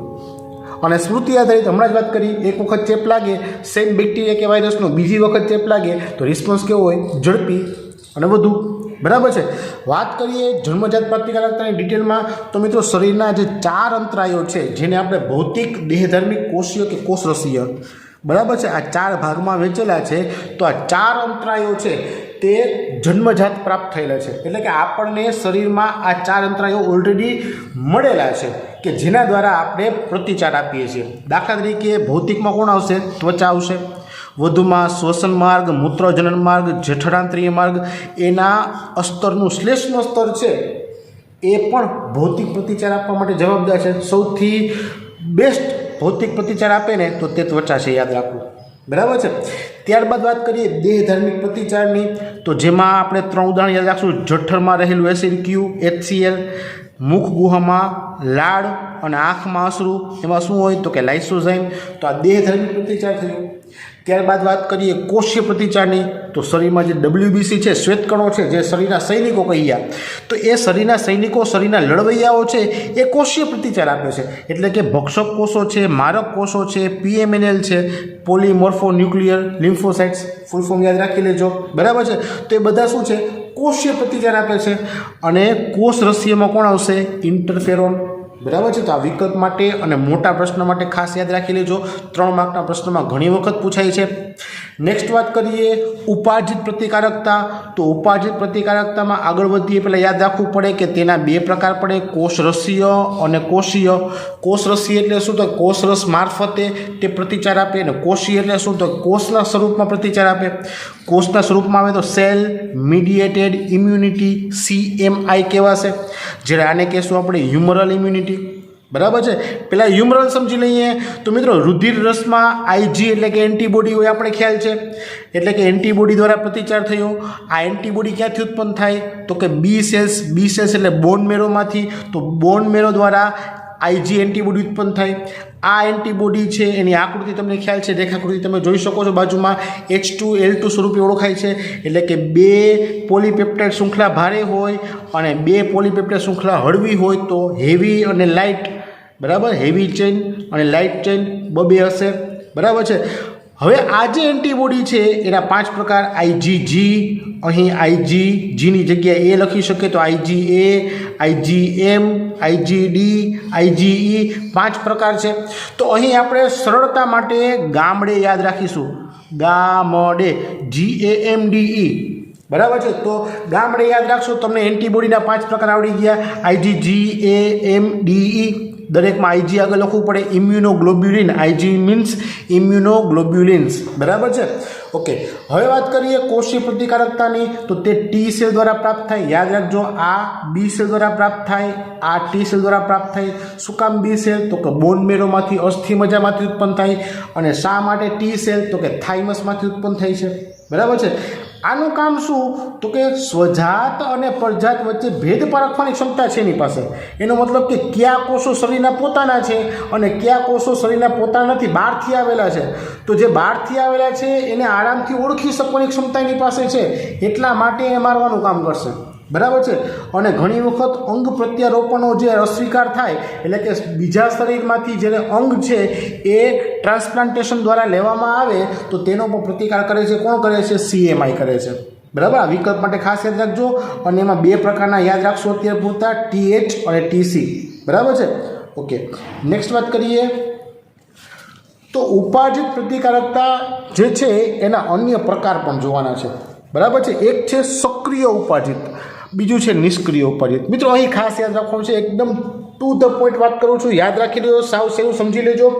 સક્રિય એટલે શું? તો કે સક્રિય ઉપાર્જિત એટલે એવી પ્રતિકારકતા કે જેમાં શરીર પોતે સક્રિય રીતે કામ કરે છે, શરીરમાં એન્ટીબોડીનું સર્જન થાય છે, શરીર પોતે એન્ટીજનના સંપર્કમાં આવે, એટલે કે શરીરમાં કોઈ ચેપ લાગે તો તેની સામે શરીર પોતે સક્રિય બને છે અને એન્ટીબોડી બનાવે છે, બરાબર। પ્રતિકાર કેવો હશે? ધીમો હશે, કારણ કે શરીરને કામ કરશે, કામ કરતાં વાર લાગશે, એન્ટીબોડી બનાવતા સમય લાગશે, એટલા માટે પ્રતિકાર ધીમો છે। પરંતુ નિષ્ક્રિય એટલે શું? તો કે શરીર આમાં કેવું રહે છે? નિષ્ક્રિય છે। શરીર આમાં નિષ્ક્રિય રહે છે એટલે શરીરને કાંઈ કામ કરવું પડતું નથી, તૈયાર એન્ટીબોડી શરીરમાં દાખલ કરવામાં આવે છે, બરાબર। અને તૈયાર એન્ટીબોડી દાખલ કરો એટલે શરીરે કાંઈ કામ કરવું પડતું નથી, એટલે શરીર નિષ્ક્રિય રહ્યું, પ્રતિકાર કેવો થયો? ઝડપી, બરાબર છે। તો જ્યારે શરીર સક્રિય બને तो सक्रिय उपाधि प्रतिकारकता शरीर में एंटीबॉडी बनशे। જ્યારે નિષ્ક્રિયની વાત કરીએ તો એમાં શરીર નિષ્ક્રિય રહે છે, શરીરમાં એન્ટીબોડી બનતા નથી, બહારથી ઇન્જેક્શન દ્વારા એન્ટીબોડી દાખલ કરવામાં આવે છે। ક્લિયર? ઓકે, હવે વાત કરીએ બંનેમાં બે પ્રકાર। સૌથી પહેલાં સક્રિયની વાત કરીએ કે જેમાં શરીર સક્રિય છે, શરીર એન્ટીબોડી બનાવે છે। એમાં કુદરતી રીતે પણ શરીર સક્રિય બની શકે। દાખલા તરીકે કુદરતી રીતે ચેપ લાગે અને શરીરમાં એન્ટીબોડી બને તો કુદરતી સક્રિય ઉપાધિત પ્રતિકારકતા। કૃત્રિમ રીતે પણ થાય। કૃત્રિમ રીતે કઈ રીતે? રસીકરણ દ્વારા। દાખલા તરીકે પોલિયોનું રસીકરણ થાય, બાળકને પોલિયોના રસીના ટીપા પીવડાવો તો એમાં શું છે તો કે મૃત અથવા તો નિષ્ક્રિય વાયરસ, બરાબર છે, મૃત કે નિષ્ક્રિય વાયરસ શરીરમાં જશે એટલે શરીરમાં શું થશે? શરીર છે એને ઓળખશે પરજાત તરીકે, અને શરીર ઓળખશે પરજાત તરીકે એટલે શરીર એની સામે એન્ટીબોડી બનાવશે, અને એન્ટીબોડી બનાવશે એટલે શરીર સક્રિય બન્યું, બરાબર છે। એ રસીકરણ છે એ સક્રિય શરીરની પ્રતિકારકતા માટે જવાબદાર છે, બરાબર છે। વાત કરીએ નિષ્ક્રિયમાં તો કુદરતી નિષ્ક્રિય અને કૃત્રિમ નિષ્ક્રિય। કુદરતી નિષ્ક્રિયમાં શું આવશે તો કે અહીં શરીર નિષ્ક્રિય રહે છે, શરીરમાં એન્ટીબોડી બનતા નથી। દાખલા તરીકે માતાના દૂધમાં જે કોલેસ્ટ્રોલમાં એન્ટીબોડી IgA રહેલા છે એ બાળકને ડાયરેક્ટ મળે છે નવસ્તન્યમાં, એટલે બાળકને જ્યારે માતા દ્વારા દૂધ પીવડાવવામાં આવે છે તો એ સ્તન ગ્રંથિમાંથી ડાયરેક્ટ બાળકને IgA પ્રાપ્ત થાય છે, બરાબર છે। એવી જ રીતે બાળક જે ભ્રૂણ સ્વરૂપે જરાયુ દ્વારા માતાના રુધિરમાંથી પણ તૈયાર એન્ટીબોડી મેળવે છે IgG, બરાબર છે। તો આ બે કુદરતી રીતે થતી પ્રક્રિયા છે, બાળકને કુદરતી રીતે જ પરંતુ તૈયાર એન્ટીબોડી મળે છે, બાળકના શરીરને સક્રિય થવું પડતું નથી, બરાબર છે। જ્યારે કૃત્રિમ રીતેની વાત કરીએ તો શું તો કે તૈયાર એન્ટીબોડીને ઇન્જેક્શન આપવા પડે। ક્યારે? દાખલા તરીકે એન્ટીટોક્સિન આપી શકાય। ફોર એક્ઝામ્પલ સર્પદંશ થયો હોય કે ટીટેનસ ધનુર ઉપડે, બરાબર છે, તો બહારથી જે ઇન્જેક્શન આપવામાં આવે છે કેવા ઇન્જેક્શન છે? તૈયાર એન્ટીબોડીના। તો તૈયાર એન્ટીબોડીના ઇન્જેક્શન આપે છે, શરીર નિષ્ક્રિય રહે છે અને આપોઆપ છે તે ઝડપી પ્રતિકાર ઉત્પન્ન થાય છે શરીરમાં તૈયાર એન્ટીબોડી મળવાથી, બરાબર છે। તો આ પ્રકારો ખાસ વિકલ્પ માટે એકદમ મોસ્ટ ઇમ્પોર્ટન્ટ છે, યાદ રાખી લેજો। દરેકે દરેક મુદ્દા છે એ દરેકે દરેક અલગ MCQ તરીકે ઉપયોગી છે। ક્લિયર? નેક્સ્ટ વાત કરીએ લસિકા અંગોની। તો મિત્રો લસિકા અંગોનું કાર્ય શું તો કે લસિકા કોષોનું સર્જન કરવાનું, એનું પરિપક્વન કરવાનું અને વિભેદન કરવાનું, બરાબર છે। અહીં કામ કોણ કરશે તો કે પ્રાથમિક લસિકા અંગો અને દ્વિતીયક લસિકા અંગો। પ્રાથમિક લસિકા અંગોનું કાર્ય શું તો કે લસિકા કણોનું ઉદ્ભવ સ્થાન છે। જો વિકલ્પ પૂછી શકે કે લસિકા કણો એટલે કે લસિકા કોષોનું ઉદ્ભવ સ્થાન કયું તો કે પ્રાથમિક લસિકા અંગો, બરાબર છે। બીજું શું કામ કરે તો કે અપરિપક્વ લસિકા કણો હોય તો એને પરિપક્વ કરે અને વિભેદન કરે, કાર્ય પ્રમાણે જુદા પાડે। પ્રાથમિક લસિકા અંગો ક્યાં ક્યાં? અસ્થિમજ્જા, થાઇમસ। અસ્થિમજ્જાને શું કહીશું? બોન મેરો, બરાબર, એટલે B સેલનું પરિપક્વન કરે। થાઇમસ ગ્રંથિ છે તેમાં T સેલનું પરિપક્વન થાય, એટલે આના આધારે T સેલ, આના આધારે B સેલ, બરાબર છે। વધુમાં યાદ રાખવું બધા જ રુધિર કોષો છે RBC, WBC, પ્લેટલેટ એ બધા જ અસ્થિમજ્જામાં નિર્માણ પામે છે, યાદ રાખજો। એટલે બધા જ રુધિર કોષોનું ઉત્પત્તિ સ્થાન શું થયું? અસ્થિમજ્જા। ક્લિયર? નેક્સ્ટ વાત કરીએ દ્વિતીયક લસિકા અંગો। તો એમાં શું છે તો કે ભાઈ પરિપક્વન પામેલા લસિકા કણો છે એને એન્ટીજન સાથે પ્રક્રિયા કરવા માટેનું સ્થાન પૂરું પાડે છે, બરાબર। આ બનાવે, એને પરિપક્વ કરે, વિભેદન કરાવે। જ્યારે આ શું કરે છે તો કે તે પરિપક્વ લસિકા કણો સાથે એન્ટીજનને ભીડવી દેશે કે જેને કારણે એન્ટીજન સામે શરીરનો પ્રતિચાર પ્રાપ્ત થાય, બરાબર છે। દ્વિતીયક લસિકાંગોની વાત કરીએ તો તેમાં બરોડ, લસિકા ગાંઠ, લસિકા પેશી, કાકડા અને આંત્રપુચ્છ આવી શકે। આ ત્રણની સ્પેસિફિક માહિતી યાદ રાખી લઈએ તો બરોડ છે તે RBCનું સંગ્રહ સ્થાન છે, ખાસ યાદ રાખજો, RBCનું સંગ્રહ સ્થાન બરોડ। એમાં લસિકા કણો અને ભક્ષક કોષો સૂક્ષ્મજીવને પકડી લે છે, બરાબર છે। લસિકા ગાંઠની વાત કરીએ તો તેમાં એન્ટીજન વિરુદ્ધ લિમ્ફોસાઇટને સક્રિય કરવામાં આવે। લસિકા અને પેશીય જળમાં સૂક્ષ્મજીવોને પકડી લે। લસિકા પેશીની વાત કરીએ તો બે પ્રકારની, માલ્ટ અને સાલ્ટ, યાદ રાખજો, MALT માલ્ટ, બરાબર। તો મ્યુકોઝલ એસોસિએટેડ લિમ્ફોઇડ ટિશ્યુ શ્લેષ્મ સંકલિત છે, ચિકાસયુક્ત છે। જ્યારે આ કેવી છે? સ્કિન એસોસિએટેડ એટલે કે ત્વચા સંકલિત છે, પરંતુ શરીરમાં 50% પ્રમાણ કોનું છે? MALT પ્રકારનું, બરાબર। આ પ્રકારની લસિકા પેશી 50% જેટલો જથ્થો ધરાવે છે, બરાબર.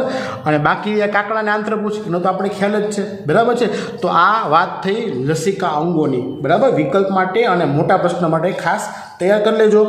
આગળ વાત કરીએ તો રસીકરણ. મિત્રો આપણે ખ્યાલ છે કે જે રસીકરણ છે, હમણાં જ વાત કરી કે તે પ્રતિકાર તંત્રની સ્મૃતિના ગુણ પર આધાર રાખે છે. તો મિત્રો આ પ્રશ્ન ઘણી વખત પૂછાયેલો છે, રસીકરણ કયા સિદ્ધાંત પર કાર્ય કરે છે. જો આવો પ્રશ્ન પૂછે તો યાદ રાખવાનું સ્મૃતિના સિદ્ધાંત પર કાર્ય કરે. પ્રતિકાર તંત્રની સ્મૃતિ એનો સિદ્ધાંત કે એનો ગુણધર્મ છે તેના પર રસીકરણ કાર્ય કરે છે. શું કામ? તો કે જ્યારે કોઈને રસી આપવામાં આવે છે, હમણાં આપણે બધાએ કોરોનાની રસી લીધી, બરાબર છે, એ રીતે બાળકને પોલિયોની રસી આપવામાં આવે તો શું છે, તો રસીમાં મૃત અથવા તો નિષ્ક્રિય એન્ટીજન દાખલ થાય, બરાબર. શરીરમાં મૃત અથવા તો નિષ્ક્રિય વાયરસ અથવા બેક્ટેરિયા કે જે એન્ટીજન છે એને જ દાખલ કરવામાં આવે છે. જ્યારે શરીરમાં એ આવશે તો શરીરનું પ્રતિકાર તંત્ર એને પરજાત તરીકે ઓળખી અને તેની સામે શું બનાવશે, એન્ટીબોડી બનાવશે, એને પ્રતિચાર આપશે. તો પહેલો પ્રતિચાર કેવો થયો, ધીમો. શું કામ? તો કે એન્ટીબોડીને બનતા સમય લાગે છે. એવરેજ 48 કલાકમાં પ્રતિચાર શરૂ થઈ જશે, બરાબર છે. પરંતુ તે જ વ્યક્તિને ફરજિયાતપણે તે જ એન્ટીજનનો બીજી વખત ચેપ લાગે, બરાબર. ફરજિયાત પણ એટલા માટે બોલું છું કે એ જ એન્ટીજન સ્પેસિફિક હોવો જોઈએ. કોઈ નવો એન્ટીજન હોય તો પ્રતિચાર ફરી જશે. તો એ જ વ્યક્તિને એ જ એન્ટીજનનો ચેપ ફરીથી લાગે તો ફરીથી ચેપ વખતે શરીરમાં તેની પાસે સ્મૃતિ છે, બી મેમરી સેલ્સ છે, બરાબર. બી સેલ્સની વાત કરી તેમાંથી એક બી મેમરી સેલ હોય તો આ બી મેમરી સેલ છે તે ફરીથી યાદ કરશે કે ભાઈ આવો ચેપ તો એક વખત આવી ગયો છે, તો શરીરમાં દાખલ થાય છે ત્યારે એની સામે ઝડપી પ્રતિચાર આપશે, બરાબર છે. કારણ કે ઓલરેડી એને ખ્યાલ જ છે કે એક વખત આ ચેપ આવી ગયો છે એટલે મેમરીને કારણે તેનો પ્રતિચાર કેવો થઈ જશે, ઝડપી. એનો મતલબ કે શરીરમાં આ રીતે નિષ્ક્રિય એન્ટીજન દાખલ કરી અને શરીરના પ્રતિકાર તંત્રને એક્ટિવ કરી દેવામાં આવે. પછી જ્યારે સાચા વાયરસનું ચેપ લાગે ને તે શરીરનો પ્રતિકાર કેવો હોય, ઝડપી હોય, બરાબર છે. એટલા માટે રસીકરણ છે સ્મૃતિના ગુણધર્મ પણ કામ કરે છે. આ ખાસ યાદ રાખવાનું થાય, બરાબર છે. ધેન આફ્ટર વાત કરીએ પુનઃ સંયોજિત ડીએનએ રસી. મિત્રો બહુ નવો ટોપિક છે ને બહુ યાદ રાખવા જેવો છે. આપણે ખ્યાલ છે આરડીએનએ ટેકનોલોજીનો, બરાબર છે, કે જેમાં આપણે ખ્યાલ છે કે ભાઈ જીવાણુ કે યીસ્ટની અંદર એન્ટીજેનિક પોલીપેપ્ટાઇડ એટલે કે આપણે જે જરૂરી ડીએનએ છે ને એ ડીએનએનો ખંડ દાખલ કરવામાં આવે, બરાબર છે, અને તેની અંદર સંવર્ધન થશે અને જેનું મોટા પાયે ઉત્પાદન થાય. એટલે કે આપણે જે ઘટક જે એન્ટીજન સામેની પોલીપેપ્ટાઇડ શૃંખલાની રસી જોઈએ છીએ, જે ઘટક એન્ટીબોડી જોઈએ છીએ, તો તેને જીવાણુ કે યીસ્ટમાં દાખલ કરવામાં આવે, તેનું સંવર્ધન થાય અને મોટા જથ્થામાં આપણે આરડીએનએ ટેકનોલોજી એટલે કે પુનઃ સંયોજિત ડીએનએ ટેકનોલોજી મદદથી રસી મેળવી શકીએ. આવી રીતે બે રસી બનાવેલી છે. કોની? હિપેટાઇટિસ બીની અને HPVની એટલે કે હ્યુમન પેપિલોમા વાયરસની, બરાબર છે. હિપેટાઇટિસ બીની રસી છે એ યીસ્ટમાંથી મેળવવામાં આવેલી છે, આ યાદ રાખજો, બરાબર છે. તો આ બે પ્રકારની રસી છે તે પુનઃ સંયોજિત ડીએનએ રસી છે, એ યાદ રાખવું. ક્લિયર? નેક્સ્ટ ટોપિકની વાત કરીએ મિત્રો, આપણે ખ્યાલ છે કે નશાકારક પદાર્થો અને આલ્કોહોલનો દુરુપયોગ એને પણ આપણે આ જ ટોપિકમાં આ જ પ્રકારના પ્રશ્ન તરીકે સમાવેશ કરેલ છે, બરાબર છે. આપણે ખ્યાલ છે કે જે નશાકારક પદાર્થો છે તે કેફી પદાર્થો છે અથવા કેફી પદાર્થો તરીકે ઓળખાય છે. તેમાં કોણ કોણ આવી શકે? તો કે અફીણ, ચરસ, કોકેન, ગાંજો વગેરે આવી શકે. આ દરેકે દરેક જે નશાકારક પદાર્થો છે તેનો સ્ત્રોત પૂછે ક્યાંથી પ્રાપ્ત થાય, તો કે સપુષ્પી વનસ્પતિ અથવા તો ફૂગમાંથી, બરાબર છે. વાત કરીએ દરેકની તો સૌપ્રથમ અફીણની વાત કરીએ તો તે કેફી દ્રવ્ય છે, મધ્યસ્થ ચેતાતંત્રને અને જઠરાંત્રિય માર્ગને અસર કરે ત્યાં સંવેદના ઉપજાવે છે. એમાં જ એક આગળ વાત કરીએ હેરોઇનની, બરાબર છે. તો હેરોઇન છે એ સ્મેક છે, આ યાદ રાખજો, હેરોઇનને સ્મેક પણ કહે છે, બરાબર છે. એનું કેમિકલ ફોર્મ્યુલેશન શું છે એવું પૂછે તો ડાય એસિટાઇલ મોર્ફિન છે, બરાબર. એટલે કે મોર્ફિનના એસિટાઇલેશનથી મળે છે. ક્લિયર? અને એ ક્યાં થાય તો કે ખસખસના ક્ષીરમાંથી. ખસખસ શું છે? વનસ્પતિ છે, બરાબર છે. પાપાવેર સોમનીફેરમ, આ યાદ રાખજો. પાપાવેર સોમનીફેરમ જે વનસ્પતિ છે, જે ખસખસ છે, તેના ક્ષીરમાંથી આ જે મોર્ફિન મળે છે તેનું એસિટાઇલેશન કરીએ એટલે બન્યું સ્મેક એટલે કે હેરોઇન.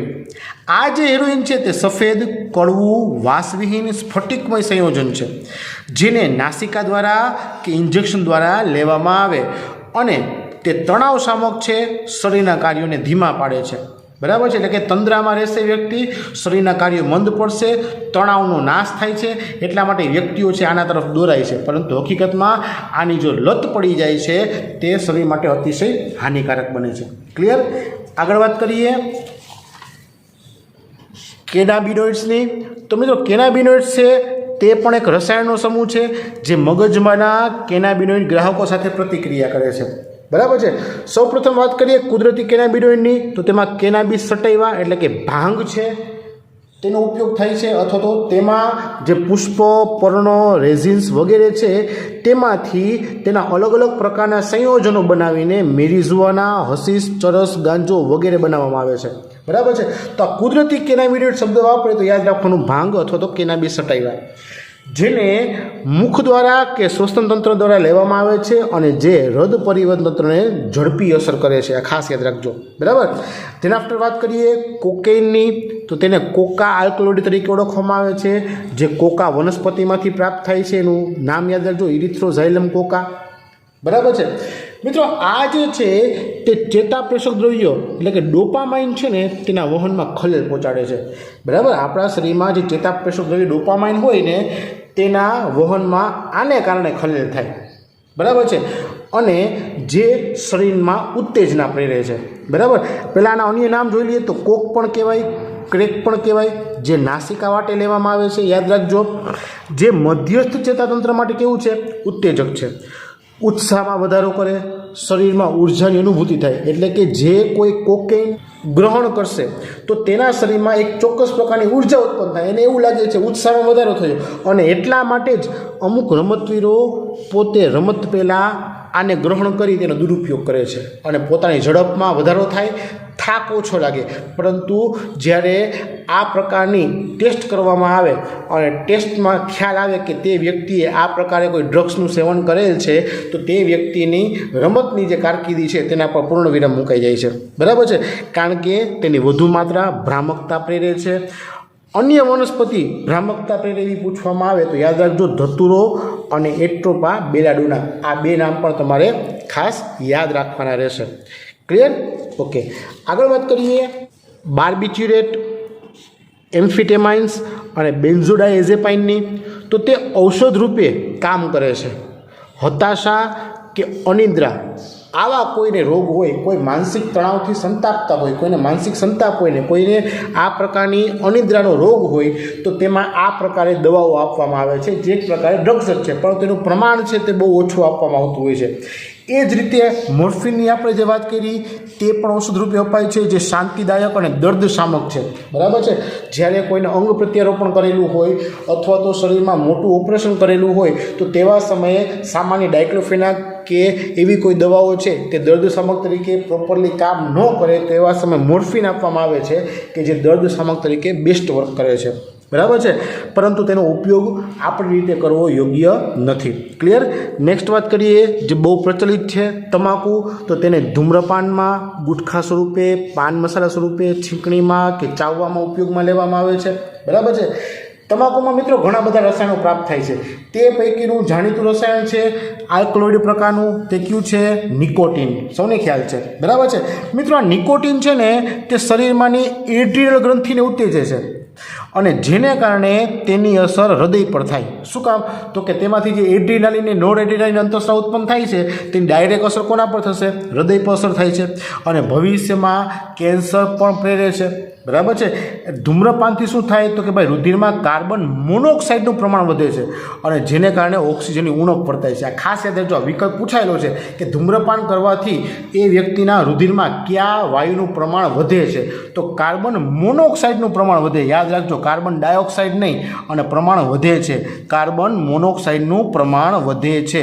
આ ખાસ યાદ રાખજો, જેને કારણે શરીરમાં ઓક્સિજનની ઉણપ વર્તાય છે. બરાબર છે. આગળ વાત કરીએ તો તરુણાવસ્થામાં જે ફેરફારો થાય છે તે બાબતની થોડીક ચર્ચા કરવાની થાય. તો મિત્રો આપણે ખ્યાલ છે કે તરુણાવસ્થા છે તે 12 થી 18 વર્ષનો સમયગાળો છે. બરાબર છે. તે અત્યંત સંવેદનશીલ સમયગાળો કહી શકાય, કારણ કે તેમાં જૈવિક અને વર્તણૂકીય ફેરફારો થતા હોય છે. આ સમયગાળા દરમિયાન જિજ્ઞાસા, ઉત્તેજના, સાહસ, આકર્ષણ, જે બધી વસ્તુ તેને વ્યક્તિને નશા તરફ પ્રેરે છે, એટલે કે જે કિશોરાવસ્થા છે જેમાં ચોક્કસ ઉંમરના કિશોરો કે કિશોરીઓ એટલે કે યુવાનો કે યુવતીઓ છે તે આવી ચોક્કસ કોઈપણ શરીરની ગુણધર્મો કે ક્રિયાવિધિને કારણે નશા તરફ પ્રેરાય છે અને વ્યસની બનતા જાય છે. બરાબર છે. જ્યારે વ્યસની બને છે તે કોઈ પણ રીતે શરીરમાં આ રીતે વ્યસન લે છે અથવા કોઈ દ્રવ્યો લે છે અને જેને કારણે છે તે ધીમે ધીમે શરીરને ખોખલું કરતા જાય છે. બરાબર છે. જ્યારે તેને વ્યસન મુકાવવાનું કહેવામાં આવે છે અને નિયમિત રીતે જો કોઈ કેફી પદાર્થ લેતું હોય કે આલ્કોહોલ લેતા હોય અને એકાએક એનો ત્યાગ કરે તો શરીરમાં બેચેની થાય, કંપારી થાય, ઉબકા આવે, પરસેવો થાય, આવા લક્ષણો થાય છે. એટલે કે વ્યક્તિ છે એ ઘટકને, આલ્કોહોલને કે કેફી પદાર્થને મૂકી શકતો નથી. જો મૂકે તો આવું થાય. બરાબર છે. એટલે ફરીથી તેના તરફ પ્રેરાય છે, મૂકી શકતો નથી, તો એને કહીશું આપણે વિથડ્રોવલ સિન્ડ્રોમ. વિથડ્રોવલ કરવું એટલે મૂકવું. જ્યારે મૂકે ત્યારે આ પ્રકારના સિન્ડ્રોમ્સ જોવા મળે છે. બરાબર છે. એટલે ફરીથી તે નશા તરફ જાય છે. એટલે ખાસ ઘણી વખત તમે જોયું હશે કે દારૂડિયો દારૂને પીતો નથી, પરંતુ દારૂ જ દારૂડિયાને પી જાય છે. એનો મતલબ કે જ્યારે આલ્કોહોલ છે અથવા કોઈ પણ આવા માદક કે કેફી દ્રવ્યો છે જેનું સેવન કરવામાં આવે તો શરીર માટે અત્યંત નુકસાનકારક છે. બરાબર છે. તો અત્યારના તરુણોને, તમારા જેવા વિદ્યાર્થીઓ છે, તેમને આનાથી દૂર રાખવા માટે અથવા તો બચાવવા માટે કયા કયા ઉપાયો કરી શકાય તેની વાત કરીએ તો સિમ્પલ છે. સમવયસ્કોના બિનજરૂરી દબાણથી દૂર રહેવું. ખાસ મિત્રો તમારે યાદ રાખવાનું, તમારી એજ આ છે, તમે આગળ જઈને કોલેજમાં આવશો તો તમારે ખાસ ધ્યાનમાં રાખવાનું છે કે તમારી સાથે અભ્યાસ કરતા તમારા મિત્રો હોય, જે તમારા મિત્રો હોવાનો દેખાવ કરતા હોય પરંતુ હકીકતમાં ડોળ હશે, જે તમને વ્યસન તરફ દોરી જતા હશે તો તેનાથી દૂર રહેવાનું છે. સમવયસ્કોના બિનજરૂરી દબાણથી દૂર રહેવું. બરાબર છે. એ તમને આ પ્રકારે વ્યસન તરફ પ્રેરશે, એનાથી દોરવાવું નહીં. બરાબર. શિક્ષણ અને પરામર્શન મેળવવું. ખાસ કરીને માતા પિતા, શિક્ષકો કે મિત્રો કે જે ખરેખર સારા મિત્રો એની મદદ લેવી. જો તમે નશામાં કે આવી કોઈ જગ્યાએ સપડાઈ ગયા હો તો માતા પિતાને સાચી વાત કરો, તમારા શિક્ષકો પાસેથી માર્ગદર્શન લો, સાચી જાણકારી મેળવો અને સારા મિત્રો કેળવો, સારા મિત્રો સાથે રહો અને આ બધા વ્યસનોથી, ડ્રગ્સ હોય કે આલ્કોહોલ હોય કે તમાકુનું વ્યસન, તેનાથી દૂર રહેવાનો પ્રયાસ કરો. બરાબર છે. ભયજનક સંકેતો તરફ દ્રષ્ટિ કરી શકાય. એટલે કે ભવિષ્યમાં આવું વ્યસન કરવાથી શું શું થાય છે, કઈ કઈ તકલીફો ઊભી થઈ શકે, શરીરમાં કઈ તકલીફો થાય, આખા પરિવારો છે તે નુકસાન પામે છે, આખા પરિવારોનો નાશ થઈ જાય છે, તે બધા ભયજનક સંકેતો છે. તેને જો અત્યારથી દ્રષ્ટિમાં જોઈ લઈએ કે ભાઈ આવું થઈ શકે એમ છે તો એનાથી દૂર રહેવું જોઈએ. બરાબર છે. અને અંતે વ્યાવસાયિક અને આરોગ્ય વિષયક સલાહ લેવી જોઈએ. એટલે કે સરકાર દ્વારા અથવા તો કોઈ NGO દ્વારા આવા એવા કાર્યક્રમો ચાલે છે કે જેમાં વ્યવસાયિક રીતે અને આરોગ્ય વિષયક સલાહો તમને ફ્રીમાં આપવામાં આવે છે. અથવા કોઈ વ્યસની હોય તો તેને નિર્વ્યસની કરવા માટે, એટલે કે વ્યસન મુક્ત કરવા માટે ઘણા બધા પ્રયાસો કરવામાં આવતા હોય છે. બરાબર છે. તો આ બાબતને ધ્યાનમાં રાખી અને તમારે ખાસ કરીને તરુણાવસ્થાના સમયગાળામાં ડ્રગ્સ કે નશાકારક પદાર્થોના સેવનથી દૂર રહેવું તમારા માટે ખૂબ જ હિતાવહ છે અને યોગ્ય પણ એ જ રહેશે. ક્લિયર? તો મિત્રો અહીં આપણે આ સાથે આપણું 8મું ચેપ્ટર સંપૂર્ણપણે ઇન ડેપ્થ પૂર્ણ કરેલ છે. આશા રાખું કે મોટાભાગના તમારા પ્રશ્નો ક્લિયર થઈ ગયા હશે, કાંઈ પણ મુદ્દો બાકી રાખેલ નથી, વ્યવસ્થિત બધું જ સમજાવવાનો પ્રયાસ કરેલ છે. તો પ્રોપરલી સમજી તમારા બીજા મિત્રો સુધી પહોંચાડજો કે જેમને પણ આ રીતે રિવિઝન કરવાનો મોકો પ્રાપ્ત થાય. ક્લિયર? તો મિત્રો નેક્સ્ટ ચેપ્ટર માટે ફરીથી નેક્સ્ટ વિડીયોમાં મળશો. ત્યાં સુધી વાંચતા રહેજો, તૈયારી કરજો. જય હિન્દ.